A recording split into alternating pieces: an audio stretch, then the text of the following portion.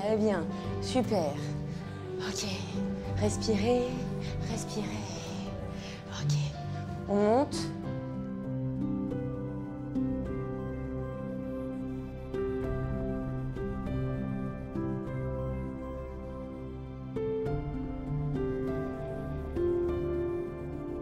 Je me sens fatiguée. J'ai des énormes bleus. Qu'est-ce qui m'arrive? Je vais aux urgences. Madame, vite, allongez-vous. Vite, prise de sang. Vous avez quelque chose de grave. Le terme cancer est systématiquement associé à la notion de mon pronostic vital est engagé. Je risque d'en mourir, même si ce n'est pas le cas.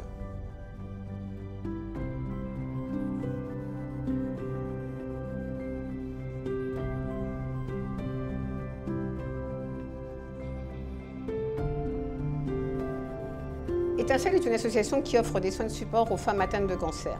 Nous sommes une association pionnière en cette matière. Alors, c'est quoi les soins de support? C'est des soins qui aident, comme son nom l'indique, à supporter la maladie et ses traitements. Aussi bien à supporter psychologiquement, parce que quand on annonce un cancer, c'est un traumatisme. Et puis, il y a tout ce qui est purement physique, donc c'est la danse adaptée, le yoga, le pilate, l'esthétique, l'art-thérapie, la danse, enfin voilà, c'est toutes ces armes-là, donc ces soins de support qui viennent compléter les traitements classiques de la cancérologie, c'est-à-dire la chimiothérapie, la radiothérapie, l'hormonothérapie, etc., etc., etc. Donc pour pallier à ces soins qui sont quand même relativement violents, nous, on essaye d'apporter de la douceur et du bien-être. On a un discours qui est de dire aux femmes qui viennent nous voir, surtout, voilà, vous êtes vivantes, vous êtes belles, vous allez vous donner des beaux moments avec nous, vous allez profiter, vous allez danser, vous allez échanger, vous allez parler de ce qui vous tracasse et ça va aller mieux, ça va vous alléger, tout ça. Grâce à l'art-thérapie, à la danse, à l'activité physique adaptée, j'ai pu déjà et d'une rencontrer des femmes pour discuter et échanger sur des parcours qui sont parfois compliqués et qui nous donnent l'impression d'être isolés, alors qu'en fait, ce n'est pas le cas parce qu'on se pose toutes les mêmes questions.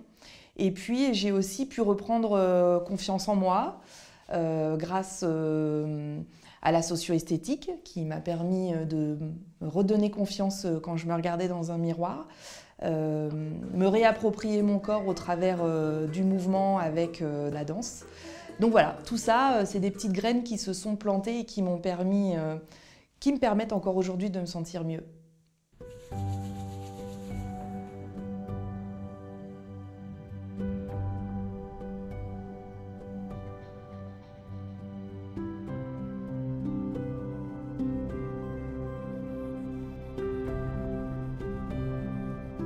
Chez Étincelle, je propose deux pratiques, une pratique de Qigong et une pratique de Shiatsu.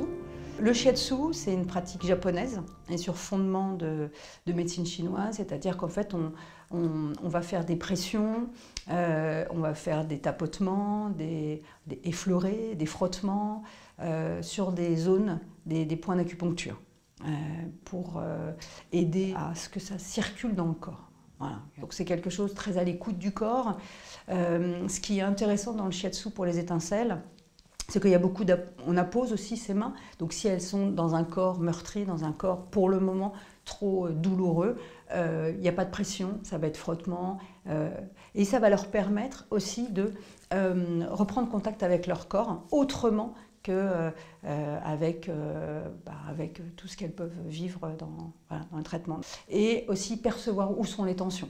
Parfois, on peut arriver en disant « non, moi j'ai mal nulle part » et le fait de faire des pressions, on va se dire « ah, finalement là, finalement là ». Donc ça permet aussi de prendre connaissance un peu de son corps et de là où on en est. Chaque personne qui va venir chez Étincelle, il va y avoir une petite discussion avec elle pour savoir pourquoi elle se retrouve ici. On se doute bien que c'est par rapport au cancer, mais chaque cancer est différent. Donc je vais discuter avec elle pour pouvoir créer un protocole de détente justement avec elle qui va s'adapter à chaque personne. Parce qu'il y a des personnes qui vont être en radiothérapie, d'autres qui vont être en chimiothérapie, d'autres en immunothérapie. Et du coup, la séance, elle sera différente en fonction de la pathologie de la personne. Avec toujours la même visée, c'est de créer un moment de bien-être pour la personne et qu'elle ressorte d'ici en étant mieux que quand elle est arrivée.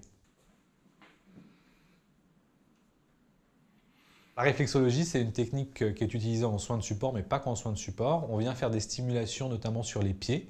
Et à travers ces stimulations, on va envoyer un message en fait, au système nerveux de manière à ce que le corps se régule. Donc on va pouvoir régler des problématiques qui sont liées à la douleur, des problématiques qui sont liées au stress, des problématiques de sommeil et des problématiques digestives. En gros, ça va rentrer en compte dans tous les effets secondaires qu'on peut rencontrer au niveau de la cancérologie. Et c'est pour ça qu'on l'utilise en soins de support en cancérologie. Nos pratiques, comme elles sont ce qu'on appelle non réglementées, j'insiste beaucoup sur le fait que, on n'est pas médecin, on ne peut pas faire de diagnostic, on ne guérit pas le cancer avec la réflexologie, on apporte simplement un mieux-être qui va concourir après à la guérison avec les traitements. Je vois tout de suite en fait, le bénéfice du soin sur le visage de la personne. J'ai des gens qui vont parler parce que ça leur permet de se libérer, ça permet de discuter des appréhensions qu'il y a par rapport à la maladie et ça permet aussi de se rassurer par rapport à leur corps. Je vais vous faire un petit débrief des pieds. Les pieds étaient plutôt souples, ce qui est plutôt une bonne chose. Il y avait quelques petites zones tendues. Alors qu'est-ce que ça veut dire? En gros, il faudrait avoir les pieds tout le temps souples. Dès qu'il y a des petites tensions, ça veut dire qu'il se passe des choses dans le corps. La plupart du temps, c'est émotionnel. Il peut aussi y avoir quelques petites choses fonctionnelles, mais nous, on ne peut pas faire de diagnostic, par contre, en réflexologie. C'est vraiment précieux. Physiquement, physiologiquement et psychologiquement. En fait, c'est ça qui est bien, c'est que ça agit sur les deux terrains, quoi. Et on est content de pouvoir vous offrir ça. Voilà. Merci à vous, Sylvie. J'ai été diagnostiquée d'un cancer en 2019 et j'étais à la Salpêtrière. Et j'ai commencé à faire tout ce qui était possible pour me faire du bien, en dehors des traitements évidemment. J'ai rencontré Aude qui faisait de la salsa. J'ai commencé les cours avec elle, ça m'a enchantée. Ça m'a donné un coup de fouet énorme. Même pendant ma chimio, j'allais régulièrement aux activités. Et ça me permettait vraiment de défatiguer, de déstresser, de sortir complètement du cadre de la maladie en définitive. Ça a été un vrai endroit de ressources pour moi. Et surtout pour moi, ce qui était très fort, c'est que ce n'était pas à l'hôpital. Parce que vraiment, quand on commence les soins à l'hôpital, c'est du plein temps.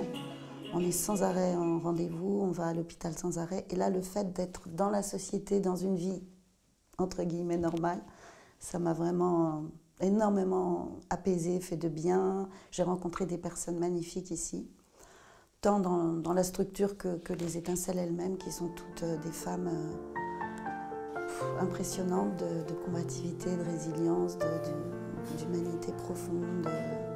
Il y a une vraie sororité qui s'est installée.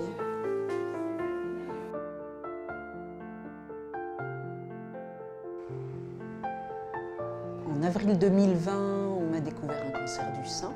Pendant très longtemps, ça a été un peu un renfermement sur moi-même. Et c'est vrai que grâce à des associations comme Étincelle, moi ça m'a vraiment permis de sortir de mon trou, de me sentir en tant que femme, de revivre grâce aux différentes thérapies, ateliers.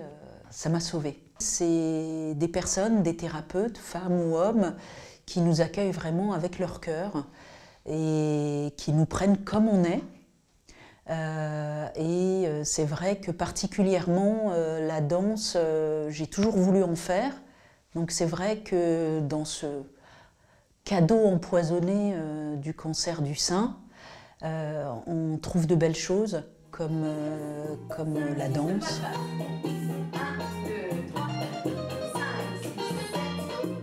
J'ai choisi la salsa et la bachata déjà parce que ce sont des rythmes très solaires, festifs, joyeux, qui offrent aussi une grande diversité de rythmes.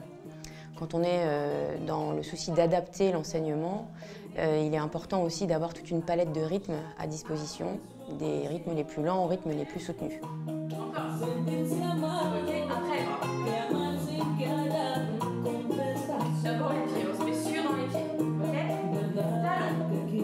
La danse adaptée, c'est quoi? C'est le fait d'adapter d'une part l'enseignement, c'est-à-dire la manière de transmettre la danse, à des personnes qui ont des difficultés. En l'occurrence, avec le cancer, on a des difficultés de toute nature.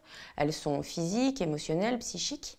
Et c'est aussi adapter les mouvements eux-mêmes. C'est-à-dire que l'idée n'est pas de faire rentrer des corps dans la danse, mais de faire rentrer plutôt la danse dans des corps tels qu'ils sont.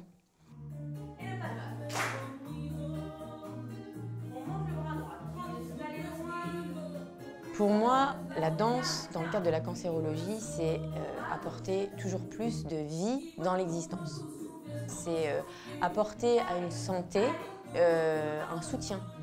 Donc je ne cherche pas à combattre le cancer, je danse en sa présence. Alors, je pourrais même dire, on danse avec lui, on danse avec les difficultés. Au fur et à mesure des exercices que je propose, le collectif agit sur l'individu et un individu qui commence à se sentir mieux va agir sur le collectif. Et c'est de cette manière que j'entre en relation avec chacun tout en utilisant le collectif. Et inversement, le collectif, une fois lancé, va pouvoir rejaillir sur l'individu.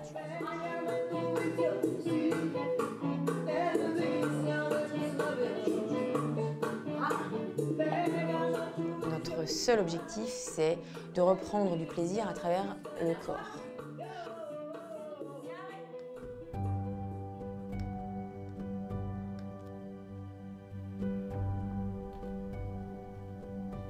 Donc la socio-esthétique, c'est s'occuper des gens qui sont fragilisés par la vie ou par la maladie. Et donc ça va surtout être mettre au cœur le bien-être des gens.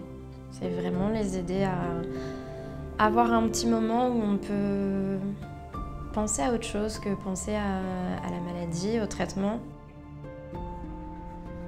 Quand on va faire un massage, c'est pas quelque chose pour soulager une douleur. Ça peut aider à soulager la douleur, mais c'est pas pour ça qu'on vient. Ça va vraiment être plus du coup pour pouvoir lâcher prise, pour pouvoir se relaxer un petit peu. Mais ouais, ça va plutôt être psychologique que physique en fait. Parce qu'on peut livrer des choses qu'on n'ose pas dire ou... Après, je suis quelqu'un qui ne connaisse pas spécialement non plus et c'est souvent plus facile de se livrer à quelqu'un qu'on ne connaît pas aussi. C'est reprendre un petit peu soin de soi. Parce qu'avec la maladie, on laisse un peu ça de côté parce qu'on est fatigué et qu'on n'a pas envie. Et c'est vrai que du coup, faire un soin en socio, ça permet d'y revenir un petit peu en fait. J'ai jamais eu le temps de prendre soin de moi. J'ai consacré ma vie depuis l'âge de 30 ans à mes enfants. Et là, ce cancer-là m'a dit stop. Mon corps a parlé. Et avec les ateliers de bien-être, de maquillage, de salsa, de shiatsu, de réflexologie plantaire, ça nous fait prendre conscience qu'on est en vie, quoi. Aujourd'hui, je suis en reconversion professionnelle. Je suis patiente partenaire. J'ai été formée à l'Université des patients et par l'Union francophone des patients partenaires pour accompagner les patientes qui sont diagnostiquées et leur permettre d'être un peu plus actrices de leur parcours de soins. Je fais le lien entre les oncologues, les infirmières, leurs proches, leurs familles, puisque c'est des acteurs qui sont très souvent oubliés dans les parcours de soins. J'essaye de pas aborder l'esprit pratico-pratique, technique que le médecin peut avoir avec elle, et moi je suis plutôt dans l'empathie, répondre à des questions. Quand je vais perdre mes cheveux, qu'est-ce qui va se passer, comment je peux gérer tel ou tel effet secondaire, et en fait je mets à profit mon expérience de la maladie pour en faire quelque chose avec elle. C'était pour moi aussi une façon de redonner un peu tout ce que j'avais pu recevoir comme aide, que j'ai dû aller chercher, ou qu'on m'a transmis naturellement, par exemple avec l'association. Mais c'était important pour moi de me dire que cette maladie, elle n'était pas arrivée pour rien et que je devais en faire quelque chose de beau. On rejoint l'équipe, si vous voulez, et on est un peu témoin, puisqu'on a été nous-mêmes atteintes de la maladie. Donc, personne ne connaît mieux la maladie que celui qui l'a traversée.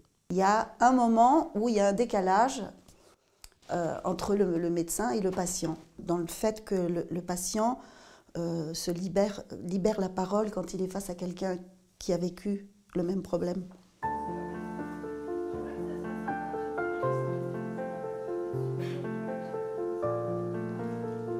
Il y a les étincelles, ce qu'on appelle les étincelles, donc les patientes, mais il y a aussi les aidants, c'est leurs proches, c'est-à-dire aussi bien leurs compagnons, leurs conjoints ou conjointes, leurs enfants, leurs parents, pourquoi pas leurs amis proches. Et Étincelle prend en charge aussi psychologiquement ces personnes parce qu'elles ont aussi leurs souffrances et nous en sommes bien conscients.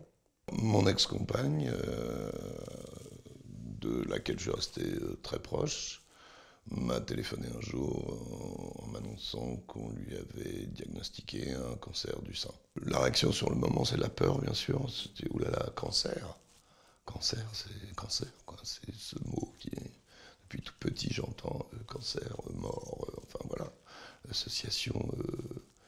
Quand j'ai entendu le mot chimiothérapie, ça m'a interpellé quand même. J'ai dit, oula, c'est un vrai cancer, quoi. Enfin, c'est très bizarre.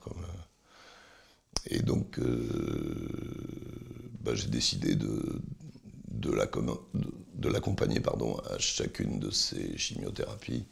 Les gens qui vivent seuls se retrouvent dans une solitude terrible. Pour la personne qui est malade, savoir qu'elle peut compter sans réserve sur quelqu'un, ça me paraît super important. Ouais.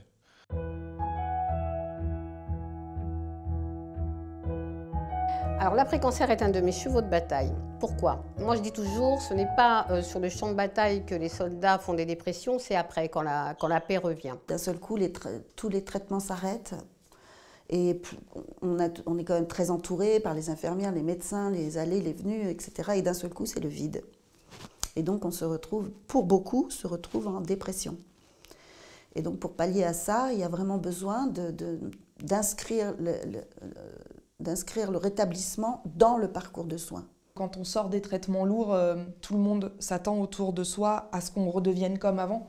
Et en fait, c'est pas possible puisqu'il y a eu un tel bouleversement et corporel et psychique que même si on est encore un peu soi-même, on n'est plus tout à fait la même personne qu'avant. Donc l'après-maladie, c'est quelque chose qui est extrêmement important et qui, à mon avis, n'est pas assez travaillé dans les hôpitaux, ce qu'on peut comprendre, parce qu'ils ne sont pas là pour ça, eux, ils sont là pour l'ici et maintenant, le pendant. Donc ici, c'est quelque chose qu'on travaille beaucoup. Enfin, le soin, ça ne s'arrête pas à la sortie de l'hôpital, quoi. Ou à la sortie de la chimio. Le soin d'un cancer, pour moi, c'est vraiment un chemin, quoi. Et s'il n'y a pas des auberges pour s'arrêter, se reposer, se divertir sur ce chemin, ça peut être très difficile, je pense. Le jour où elle m'a parlé d'étincelles, ça étincelait, quoi. A priori, oui. C'était une découverte pour elle. Une espèce de grande porte qui s'ouvrait sur quelque chose, quoi, avec des actions concrètes en plus, donc des activités, une ouverture vers l'espoir, non, je trouve ça extrêmement important, extrêmement important. L'hôpital, c'est bien, on vous écoute, mais on vous écoute d'un point de vue médical. Alors que, par exemple, chez Étincelle, on vous prend en tant que femme, avant tout, et on vous suit dans votre parcours de soins, dans vos difficultés du quotidien, de façon vraiment amicale.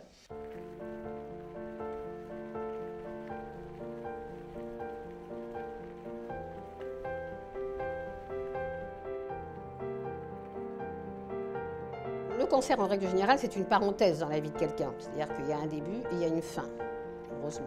Voilà. Il arrive malheureusement qu'il y ait des métastases. Dans ces cas, c'est une parenthèse qui ne se referme pas. Une métastase, c'est l'existence de cellules cancéreuses qui sont allées se nicher ailleurs. Bien là, on se retrouve dans des situations où on sait que la guérison en tant que telle est quelque chose qui va être difficile d'obtenir. On peut vivre longtemps, parce qu'il y a maintenant, heureusement, la médecine a fait des progrès. Enfin, en cancérologie, c'est même pas des progrès, c'est révolutionnaire. Hein. Donc on peut vivre très longtemps avec un cancer métastatique, mais n'empêche que c'est quand même des traitements à vie. Donc on accompagne ces femmes jusqu'à ce qu'elles aient plus envie d'être accompagnées. Mais en tout cas, le plus loin possible. La guérison est un terme auquel on est beaucoup attaché dans notre culture, plutôt occidentale. La mauvaise nouvelle, je suis désolé de l'annoncer comme ça, c'est qu'on va tous mourir. Donc si la notion de guérison, c'est qu'on va vivre, la réponse est non. La vie est une maladie mortelle par définition. C'est ce qui fait d'ailleurs, sans être provoquant, le sel de la vie. En revanche, c'est pas parce qu'on ne va pas en guérir qu'on ne peut pas vivre avec. La question est comment on vit tous les jours de notre vie qui restent avec la prise de médicaments, et ce qui amène plus de difficultés encore dans la prise en charge des cancers métastatiques, c'est que cette chronicité, elle est instable. Et donc, l'annonce d'une rechute, d'une récidive, de l'existence d'une maladie métastatique, s'associe à deux choses. Un, la notion d'un échec de tout ce qu'on a fait au préalable. Et donc, souvent, c'est bien d'accompagner les gens qui ont cette notion d'échec par un soutien psychologique. Et puis la deuxième chose, c'est qu'il y a une projection, cette fois-ci aussi, de ce que va devenir la vie pendant le parcours de soins quand on a une maladie métastatique. Et c'est aussi un autre élément pour dire l'accompagnement est important. Quand le cancer revient, c'est comme si vous rouliez en voiture à 130 là, sur l'autoroute et que votre voiture s'arrête, il y a un grave accident d'un seul coup. Pour retrouver tout et remonter la pente, où vous avez du soutien familial ou des associations qui vous aident. Voilà. Et ben moi, c'est des associations qui m'ont aidée. Et puis là, une belle association, Étincelle, pour nous permettre d'avoir un petit peu de plaisir, un petit peu de bonheur. J'ai vu que par l'association Étincelle, j'avais eu un excellent contact des gens humains. Étincelle a porté un plaidoyer auprès des pouvoirs publics parce que les pouvoirs publics ont mis en place un panier de soins de support qui est de 180 € par an et par personne et pour l'après-traitement, l'après-maladie. Alors, Étincelle s'est dit, il y a un problème. D'abord, bon, 180 €, c'est mieux que rien. Voilà, et on remercie évidemment les pouvoirs publics, mais enfin, c'est pas beaucoup. Mais surtout, à partir du moment où c'est après-traitement, c'est excluer toutes les personnes atteintes de cancer métastatique et qui ont autant besoin, sinon plus, de soins de support que les autres. Donc, nous essayons d'élargir auprès des pouvoirs publics cette histoire de soins de support. Les soins de support que nous offrons gratuitement sont un petit peu pris en charge par un panier de soins, mais seulement après les traitements. Oui. Or, il y a des patientes qui, de toute façon, seront toujours en traitement. Ça fait 20 ans, voire plus, qu'on réussit à faire tout ça gratuitement pour les Étincelles, quoi. Oui. Elles ne payent rien par les 20 € par an. Moi, je trouve que c'est quand même, c'est bien. Ça, il faut vraiment qu'on continue à chercher des sponsors et des dons et des aides et tout pour pouvoir continuer à offrir ça. Les soins de support, nous, on y croit et on y croit tout au long du parcours. C'est pas l'après-cancer, c'est pendant, c'est tout le temps. Ça a été vraiment hyper salvateur pour moi dans mon parcours de soins et je me dis aujourd'hui que toute patiente qui va traverser un bouleversement comme ça doit savoir que des associations de soins de support existent et qu'elles peuvent en profiter pour mieux les vivre.